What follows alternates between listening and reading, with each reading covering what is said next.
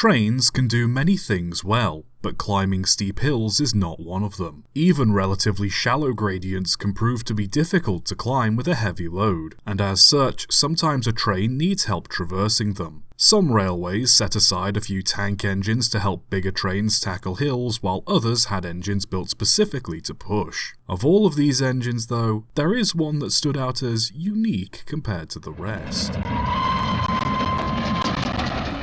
During the development of the US in 1836, efforts were made to build a railway line that would connect Indianapolis directly to the Ohio River. As such, during planning, it was decided the line would go to the town of Madison that was situated next to the river, as it would have been the closest direct route. Unfortunately, Madison was located at the bottom of a steep 400-foot hill, and as a result, the railroad had to dig into the hill in order to make the line level enough for trains to traverse it. The line was completed in 1841. But despite the best efforts of the railroad, engines would have to tackle a gradient of 5.89%, or 1 in 17, to get from the bottom to the top. Passenger carriages and freight cars could be easily rolled down the hill with a few workers on the brakes, but moving the cars back uphill was a daunting task. Initially, teams of horses would pull cars up the hill one at a time, but it was soon decided that a steam locomotive would be more efficient. Locomotives of the time could still make it down the hill, but would struggle to make the climb back up, especially with any cars in tow. As the gradient was so steep, a rack rail was installed on the line, and specially built engines fitted with rack and pinion equipment would push the cars up the hill. This continued to be the line's primary means of climbing the gradient until a mechanical engineer by the name of Reuben Wells took over as the master mechanic of the Jeffersonville, Madison, and Indianapolis Railway Company.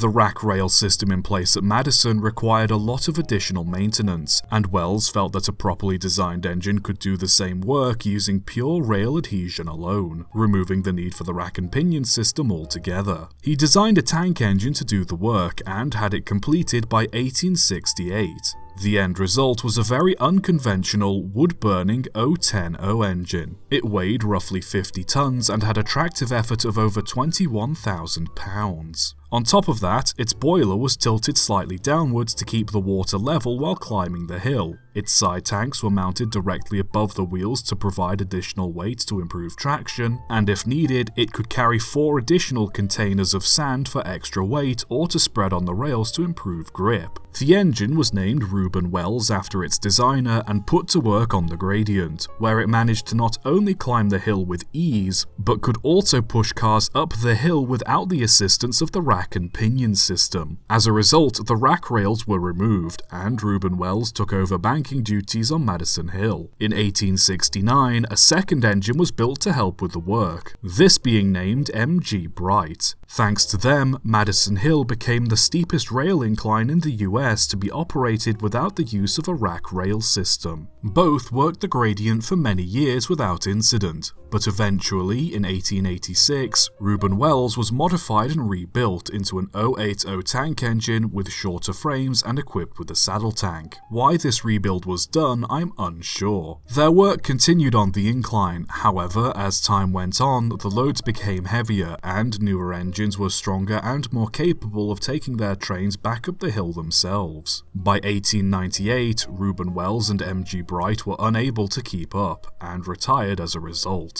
Reuben Wells was kept in reserve until 1905, when it was finally deemed obsolete. Reuben Wells, the man, had since moved on to become the superintendent of the Rogers Works of the American Locomotive Works, but requested the engine be donated to Purdue University, where he had previously been a trustee and helped develop several engineering courses. Reuben Wells, the locomotive, was there rebuilt back into its original O10O layout and displayed there, as well as several other exhibitions, including the 1933-34 Chicago World's Fair. Finally, in 1968, Reuben Wells was moved to the Children's Museum of Indianapolis, where it has since remained on static display. I was unable to find any information on the fate of the M.G. Bright locomotive. For most, Madison Hill would have proven to be too much of a challenge to use as a rail connection, and either dig the line to be shallower, find an alternate route, or just accept they'll need to fork out for additional traditional infrastructure like a rack rail. But for Reuben Wells, both the man and machine proved that with a little ingenuity and a lot of horsepower, there truly was no obstacle steam power couldn't tackle. Subscribe for more.